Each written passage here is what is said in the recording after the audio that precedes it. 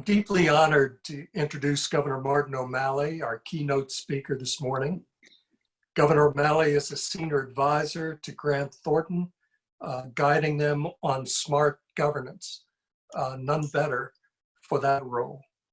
We all think of Martin O'Malley as a former governor of Maryland, a presidential candidate, and a distinguished leader on the national and international stage.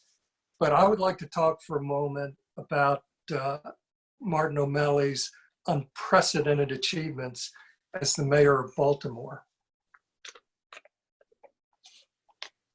Just 2 years after his upset election as mayor of Baltimore in 1999, Time magazine named Martin O'Malley one of the top 5 big city mayors in America.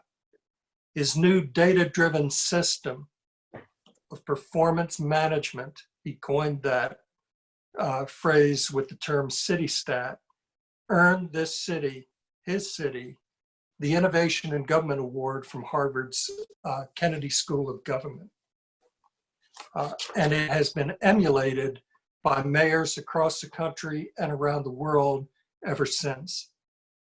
When Governor O'Malley ran for his party's nomination for president in 2016, after 2 highly successful terms as governor of Maryland, Washingtonian magazine called him, quote, probably the best manager in elected office today. As mayor, O'Malley set Baltimore on course for the largest 10-year reduction of crime of any city in the United States. And as governor, under Martin O'Malley's leadership, Maryland's public schools became #1 in America for an unprecedented 5 years in a row.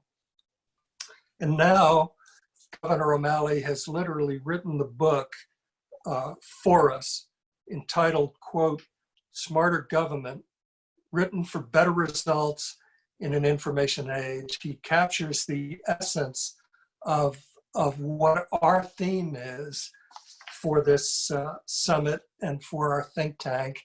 And Governor, thank you for joining us today. I know you have a lot of demands on your schedule, and we deeply appreciate your being here. Hey, Clint, it's my honor, and I enjoyed being with all of you, or many of you, perhaps I met last year. So I want to thank you, Clint, and also Mary and Emma and everyone at Dentons for doing the Smart Cities Summit. And I also want to thank you for your partnership with Grant Thornton, whom I've had the honor to work with, which gives me the opportunity to work with leaders in smarter cities, smarter counties, smarter governed states all across the country. And to those of you watching, when your spouse asks you what the heck you did today, you can say, I met the guy who wrote the book on smarter government. A shameless plug there. It probably says something about our national politics that nobody else in America owned the domain smarter government. So now I do. So let me speak with you a little bit about smart cities. Clint gave you a very kind a very kind and lengthy biography, but to this day, if someone busted into my bedroom in the middle of the night, jumped on my chest and put a flashlight in my face and asked, who are you? I would say, I'm Martin O'Malley, mayor of Baltimore.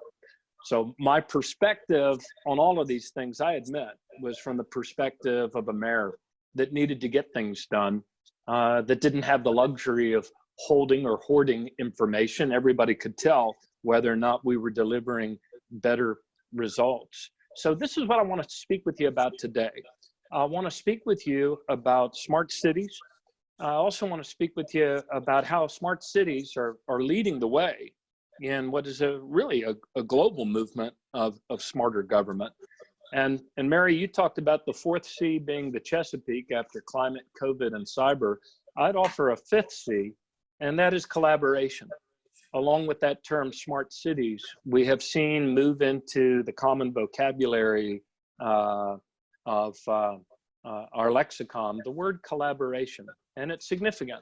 And it coincides with the movement now of a majority of our species now living in cities. So this is the scariest part of the presentation. This is when I try to figure out how to go to my slides and share my content. Let's see here. Start broadcast. 3, 2, 1. Hold on. He's going to do this. He can be taught. There we go. Can you see this, Clint? Yes, perfectly. Cool. Okay, so I'm gonna fly here. As we say in mayoral vernacular, I'm gonna give you the nouns and verbs because you're a smart group of people, and I know you can get this. For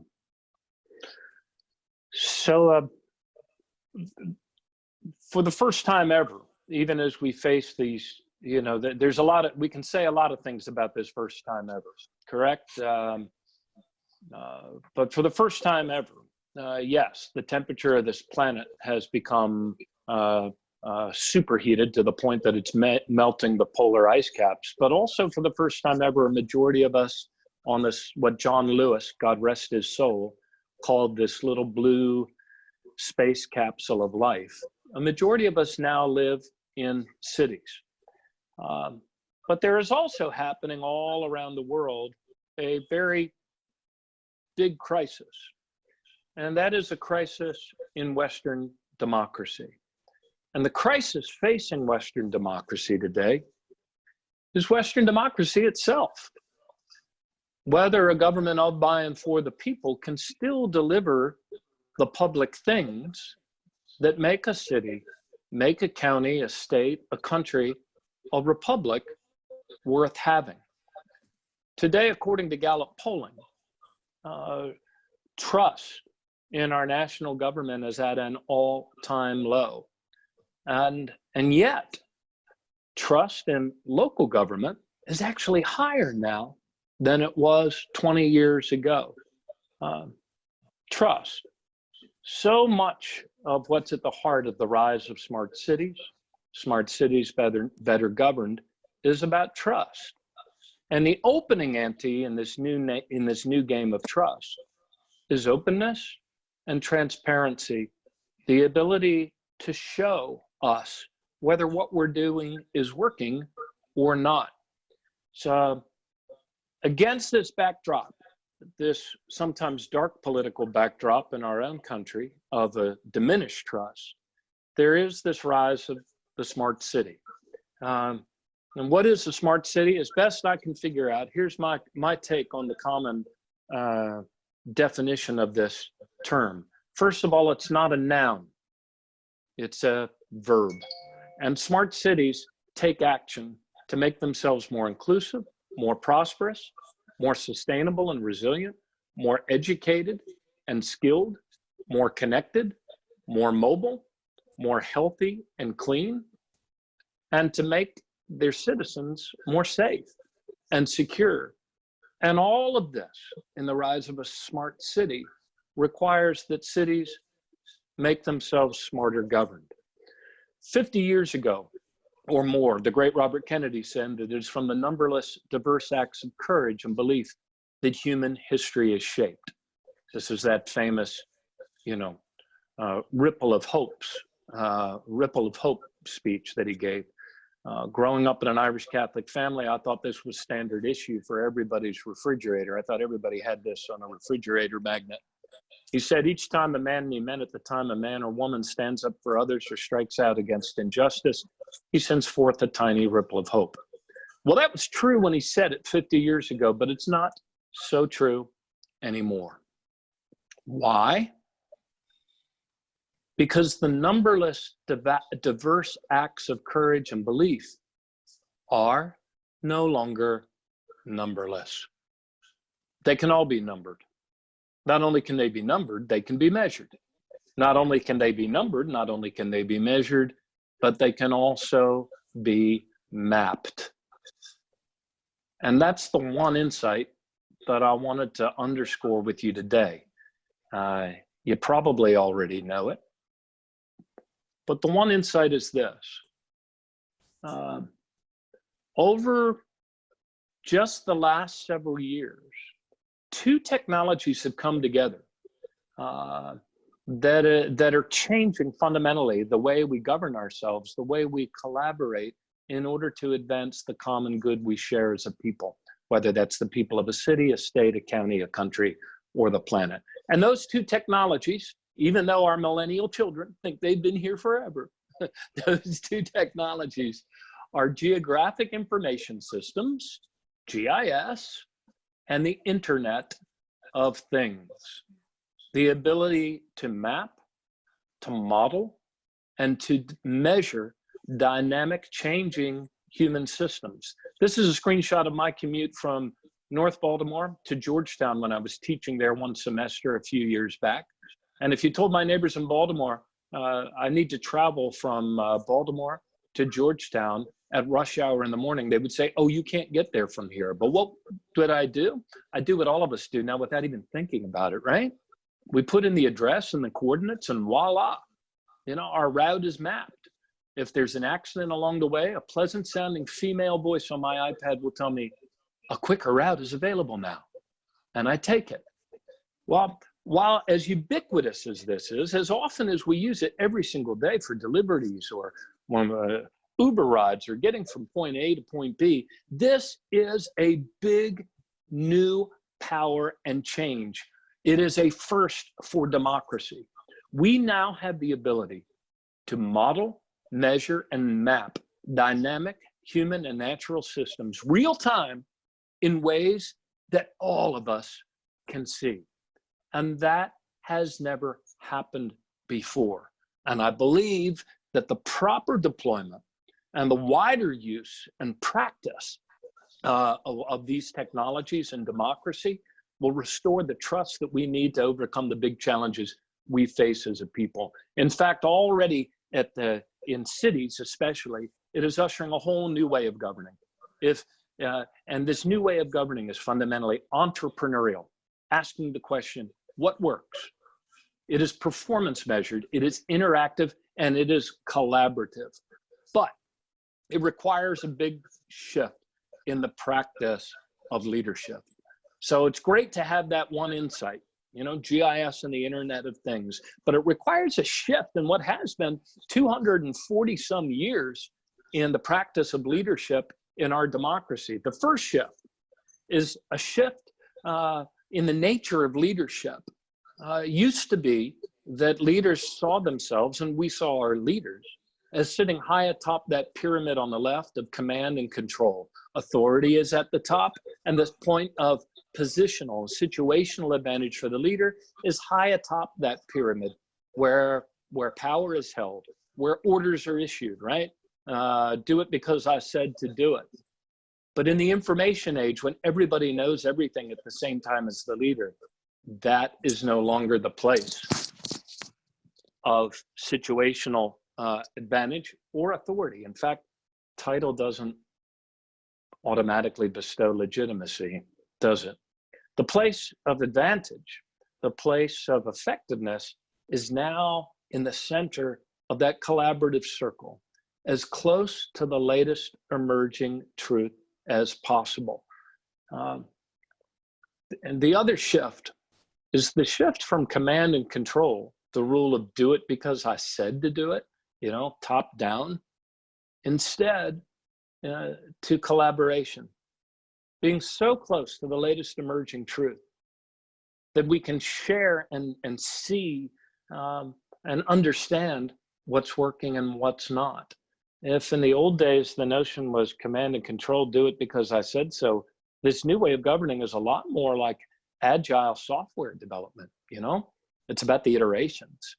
It's about whether it's working or not. It's about short sprints, And in this new way of governing, we see more and more leaders, especially at the city level, but moving to counties and states, having the courage, what we used to think might have been foolhardy courage, to actually set strategic goals with public deadlines, like we will reduce crime by 20% by 2012. That was actually one of the goals we set for our state, and we exceeded it.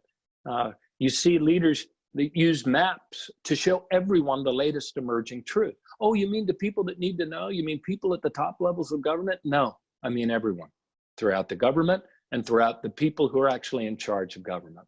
the citizens, which is why you see also the most effective leaders across the country creating real-time, public-facing dashboards, letting everybody know with green arrows, yellow arrows, or orange or red arrows where we're failing, let everyone know whether we're succeeding or whether we are not. But look, here's the thing.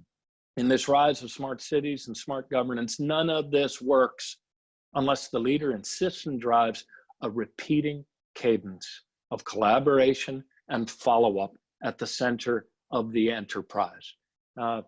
When I was mayor of Baltimore, we created CityStat. I joke, we got the Innovations in Government Award from the Kennedy School for the wild innovation of actually measuring what we did every day in terms of output, instead of measuring it once a year in terms of an annual input called the budget. And yet that's the way most city governments, county governments, state governments, national governments have been working, that straitjacket of annual budgets. When I was during transition, true story, after I was elected mayor, I had to sit down with our head of public works.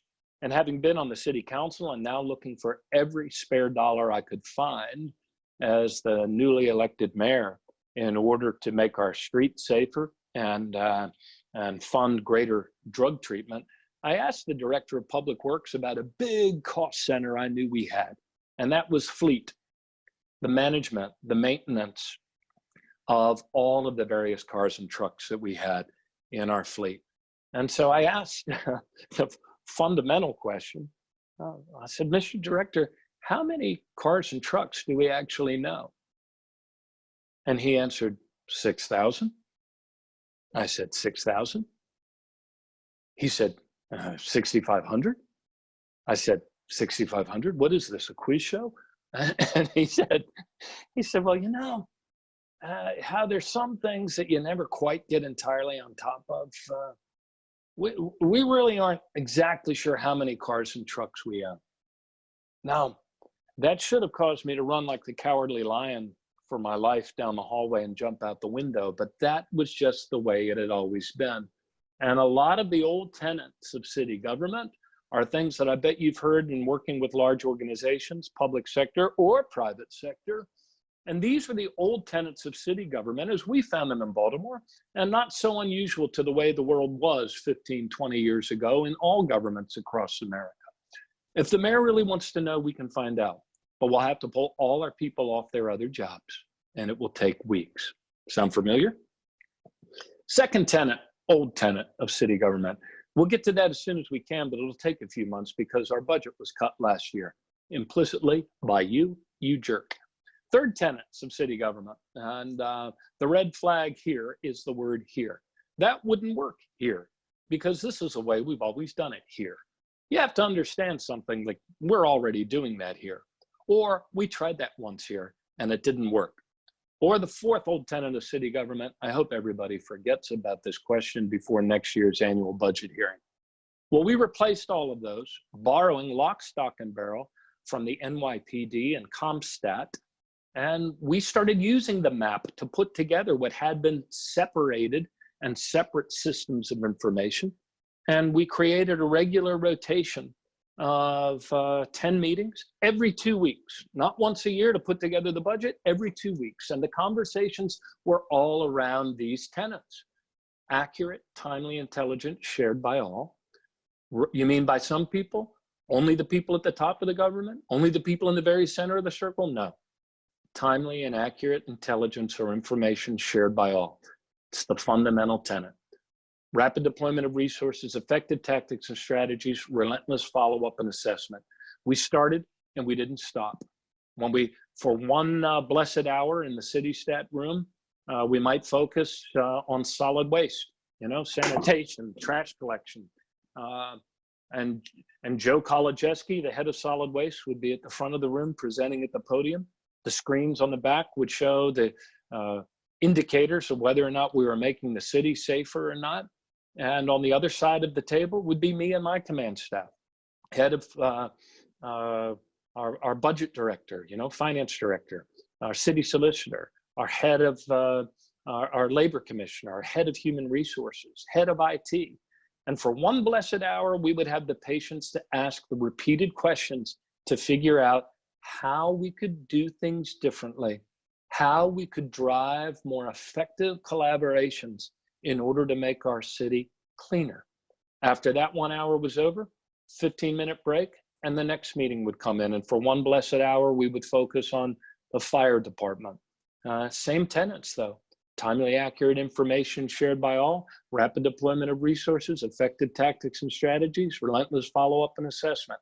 And so it went for 7 years as mayor, and then I followed that with 8 years as governor, where we applied the same agile principles, the same smart city principles, on smarter governance principles and methods in order to model, measure, map, rinse, repeat, and improve.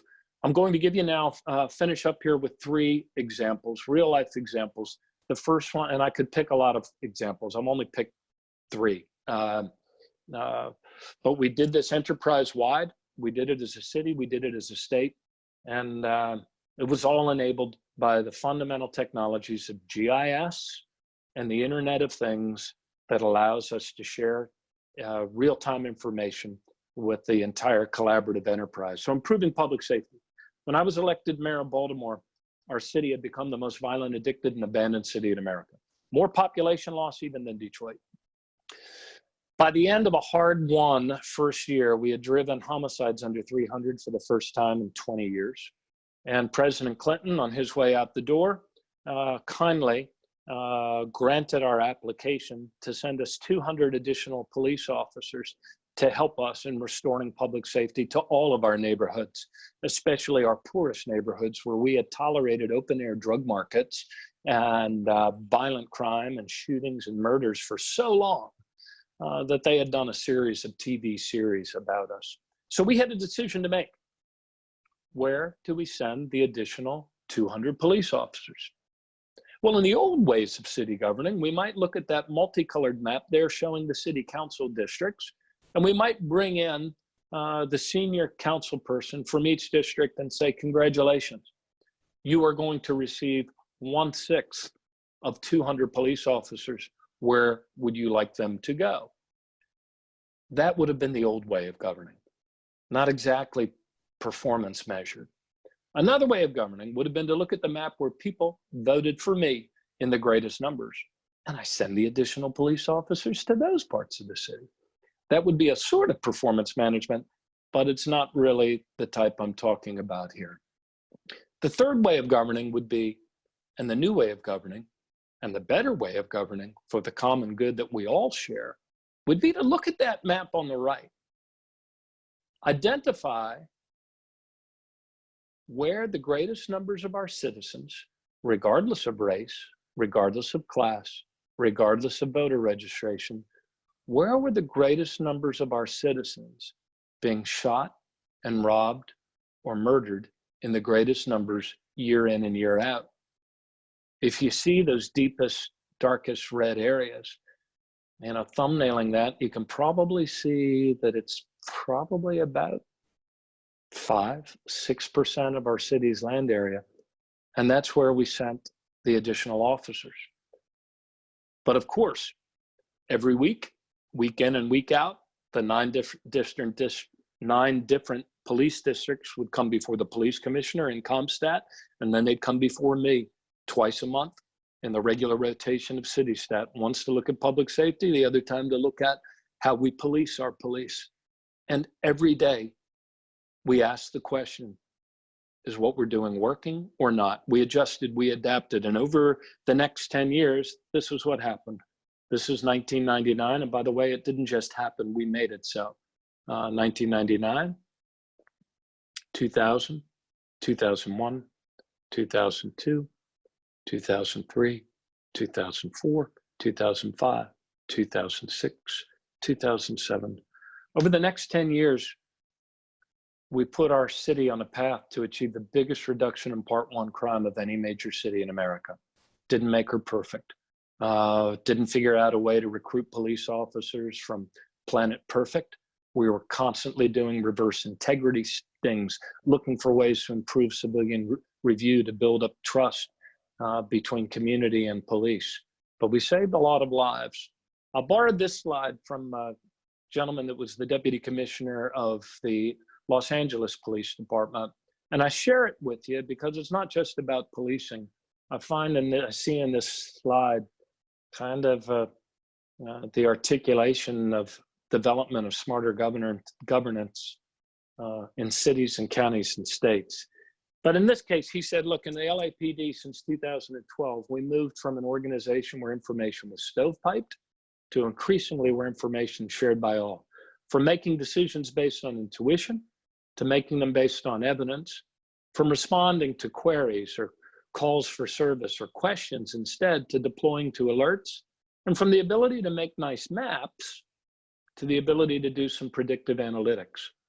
Second example, roads and bridges and transportation. Many of us remember back in 2007, the bridge collapse in Minneapolis during evening rush hour.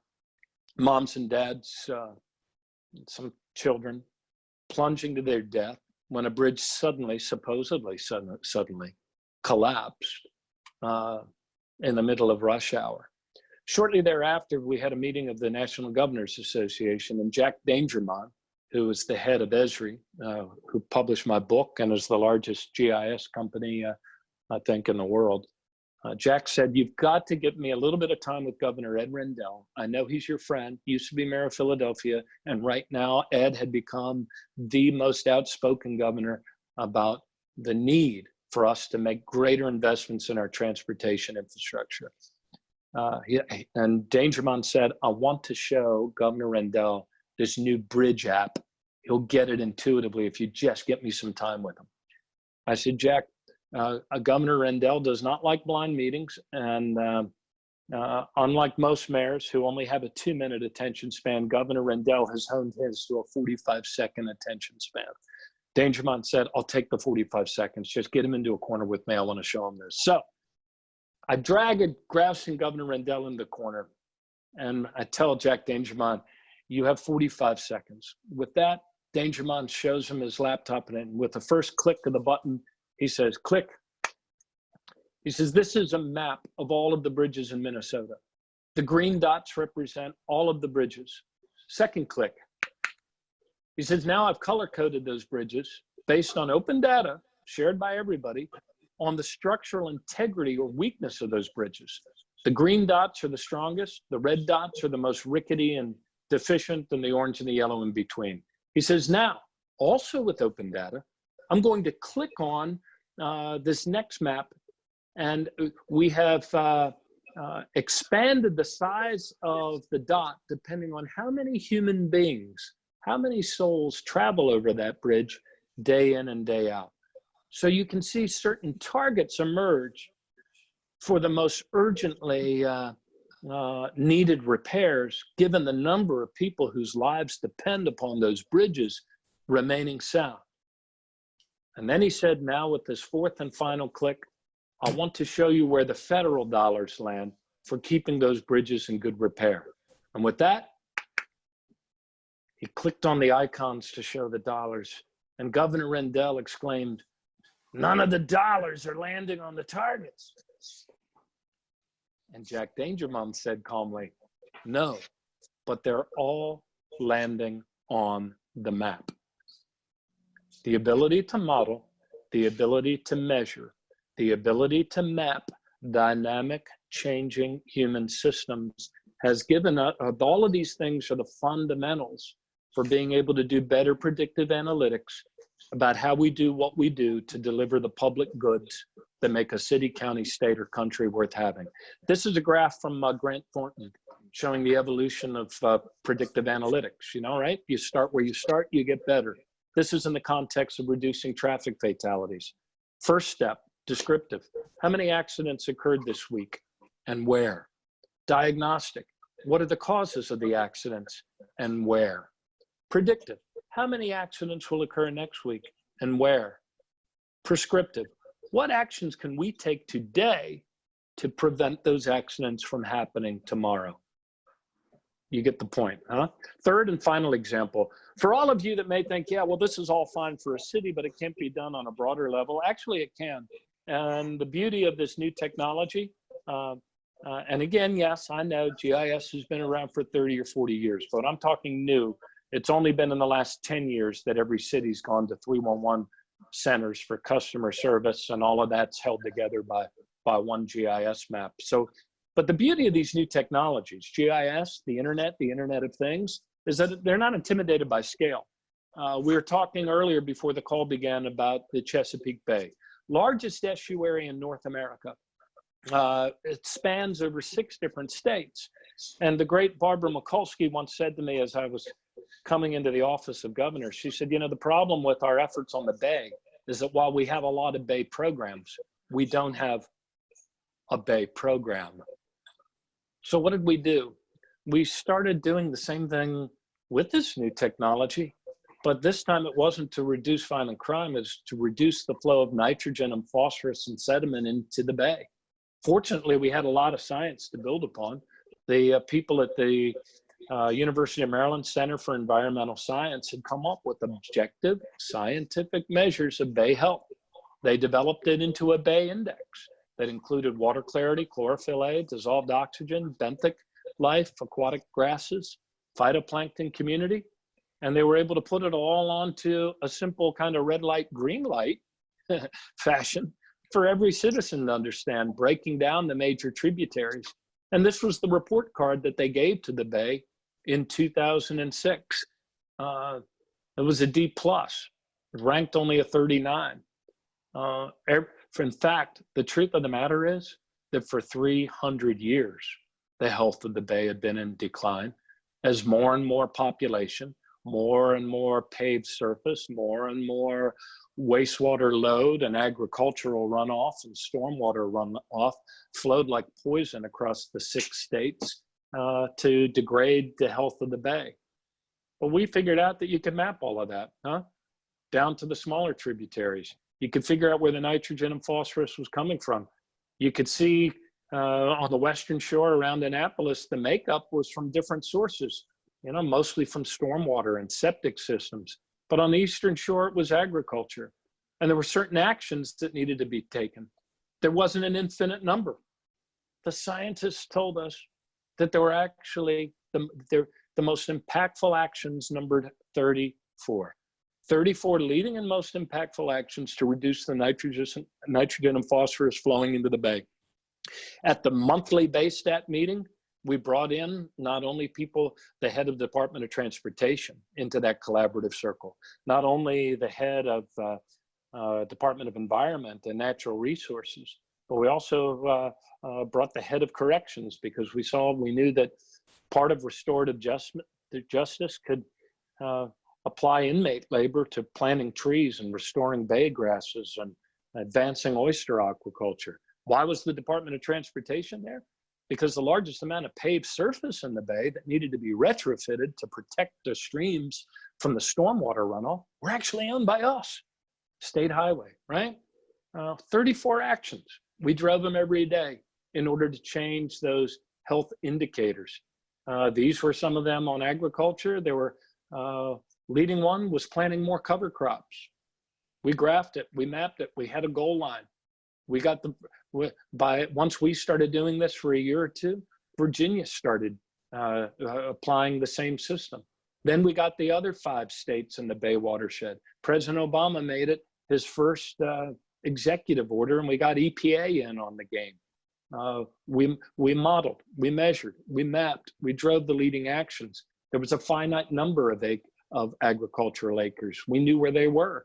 We deployed the actions on those acres. Same thing with on developed lands. We knew that the leading action was upgrading our wastewater, our wastewater treatment plants throughout our part of the Bay. We passed the legislation necessary to create the flush fee, $5 a month that everybody paid. Nobody liked doing it, but it allowed wastewater treatment plants, even in little places like Federalsburg on the Eastern Shore, to upgrade their wastewater treatment plants. We measured it over time. We accelerated what we could do by bonding it.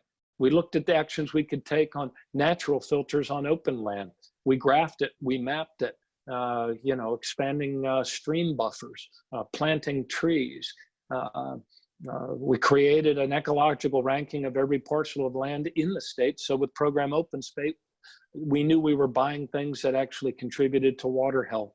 And this is what happened over the course of the next several years. This is 2006. This is 2007. Oh, before I go into that, another true story. When we set a public goal on this, our environmental secretary was very reluctant. She said, Governor, please don't set a goal with a deadline on clean water. I said, Sherry, why not? She said, what if we don't hit it? I said, what if we do?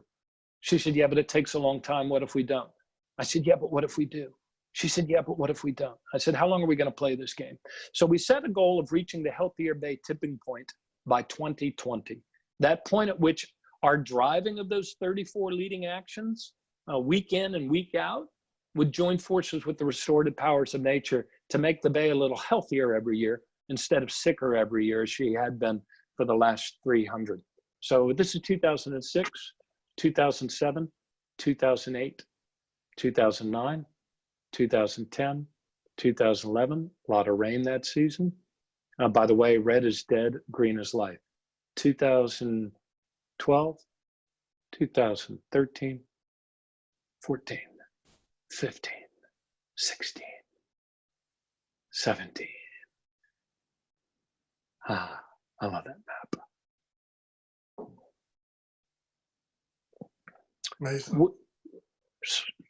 We, in 8 years of trying, we put together the longest string of successful improvement the Bay has ever seen. That rock can roll back down the hill. In fact, over the last 2 years, we have not been running up the escalator as quickly as, you know, the runoff is taking us down. But it can be done. It's just about doing the math, doing it at scale. By 2017, by those objective scientific measures, the health of the waters of the Chesapeake Bay were better than they had been in any year since 1985. So you get the point. Conclusion. Start and don't stop. The data will never be perfect. Don't wait for perfect data. Don't wait for perfect human beings. Communicate, collaborate, cooperate, usually on natural acts between non-consenting adults in government. But the data, the map, and the method makes it all possible. Start and don't stop. To borrow a page from software development, you know, be agile, create 2-week sprints, start and don't stop. Embrace a radical commitment to openness and transparency, measure performance to lift up your leaders, and watch as the 80% of your organization between the leaders and the laggers starts following the leaders instead of rocking back towards the laggers.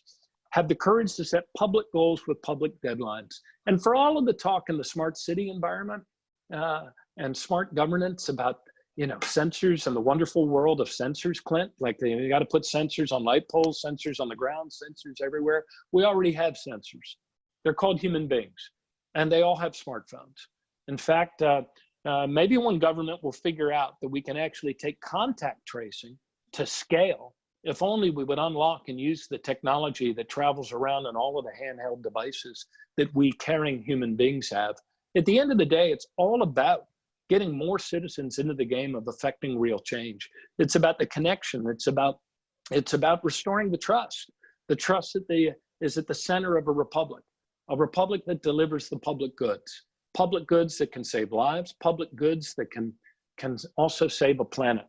And that's why I get excited about smart cities. And that's why I believe that our best days as a people are still in front of us. So thank you all very, very much.